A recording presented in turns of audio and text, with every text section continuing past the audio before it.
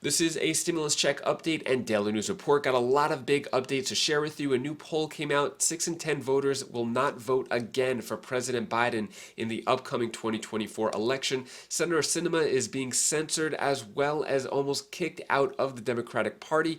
And $375 stimulus check to be sent to selected Americans in less than 2 weeks. And there's a new $1,000 per month check program going on right now. It'll give you the latest of what's going on with universal basic income and guaranteed income programs, and I'll give you some other important updates as well. Hope you're having a more than mundane Monday. If you appreciate the fact-based, fast-paced updates, hit the like button down below, and I'm giving $200 to my subscribers just in a few days. I'll talk more about that later on in the video, but first, Fox News poll, voters reluctant to give Biden a second term.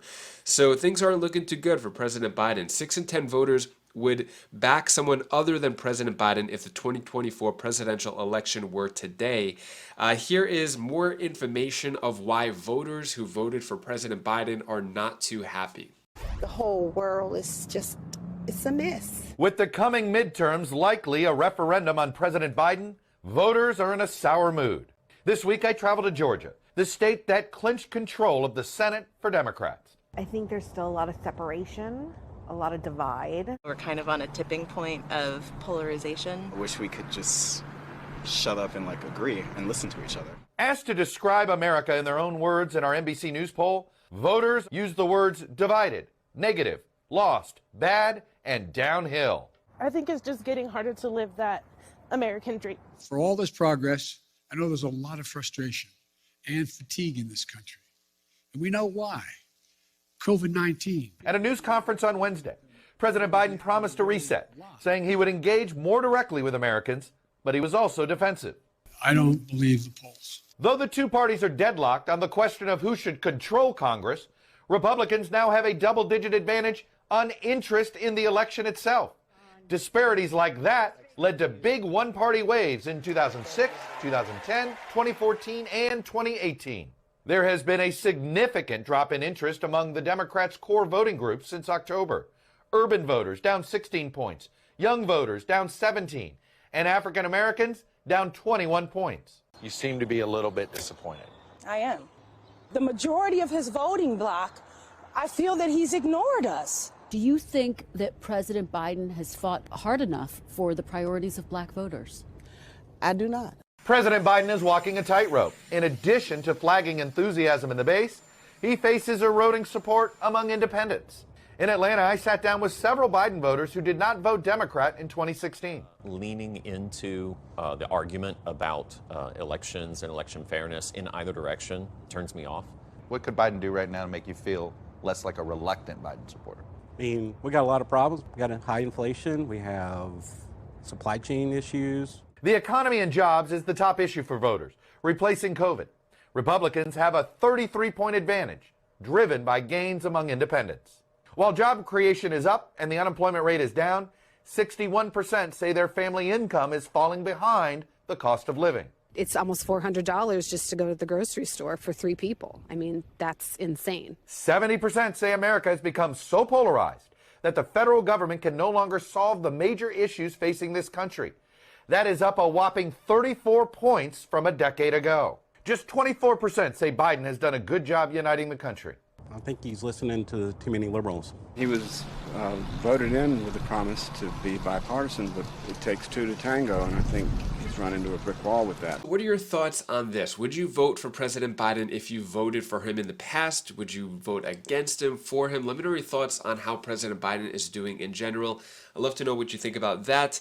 So 2 more $1,400 stimulus checks could be released anytime to millions of Americans. So this article is basically talking about how there could be a way to tax the rich, multimillionaires and billionaires, and they could somehow accumulate $900 billion a year from taxing the rich. And that's enough for 2 $1,400 stimulus checks to everybody who got it before, making less than $75,000 a year, plus the dependents who got that $1,400 check as well. But is that a good idea? Do you think there should be another two rounds of $1,400 stimulus checks from the $900 billion that could be potentially collected from the wealthy? Is this a good idea, bad idea? Let me know your thoughts on that. Also, When it comes to guaranteed income, some mothers are poised to get up to $1,000 per month through a new guaranteed income program. So the first 1,000 days of a child's life can be their most vulnerable, research shows. A new guaranteed income program is providing money to New York mothers of young children. The goal is to break the cycle of poverty in these families and provide data to potentially inspire future programs. So this is what's going on in New York. It's called the Bridge Project, giving mothers and infants $500 to $1,000 per month for 3 years. So this is a big program, as well as pregnant women and single women or single mothers as well. So this is what's going on in New York. And then also this one, $375 check to be sent to selected Americans in less than 2 weeks. So this is going on in Birmingham, Alabama, and this is just for single mothers. And yeah, this is going to be $375 per month for 1 year, and it's going to pick 132 single mothers are going to be chosen to participate, and the dates are to apply for this if you're interested, Monday, January 31st to Monday, February 7th. That's when the application windows open for 1 week, and then I guess they're going to start the program after that. Also, in terms of universal basic income and guaranteed income program, here's a video clip of one of the founders of the guaranteed income program that's all across the country. Take a look at this clip right here. Joining me now, Hope Wallensack, co-director of Georgia's In Her Hands Guaranteed Income Initiative, and my friend Michael Tubbs, who ran a very successful guaranteed basic income experiment as the former mayor of Stockton, California. He's now an advisor to Governor Gavin Newsom, and he's the author of the book, The Deeper the Roots. Very happy to have you both. Hope, I'll start with you. How are women selected to be a part of the In Her Hands program? Terrific. Yes, thank you so much for having me.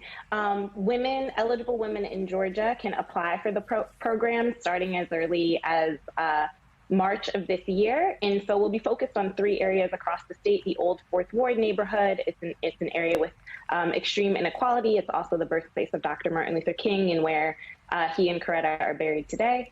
It also will be focused in Southwest Georgia. We're one of the only programs in the country to have a focus on rural areas, because we know economic insecurity is not just an urban issue, it's pervasive across rural areas, suburban areas, and really across our country. And then we'll have also a site in the Atlanta suburbs. So women in need, about 200% of the federal poverty line, can apply for the program as it launches in their eligible areas. That's a really, it's my neck of the woods. So that's a really interesting program, and I'll be very interested in seeing how that plays out. And Michael Tubbs, you know all about it because you tried a guaranteed income program in Stockton, California during your tenure as mayor. What was the impact that it had on your city?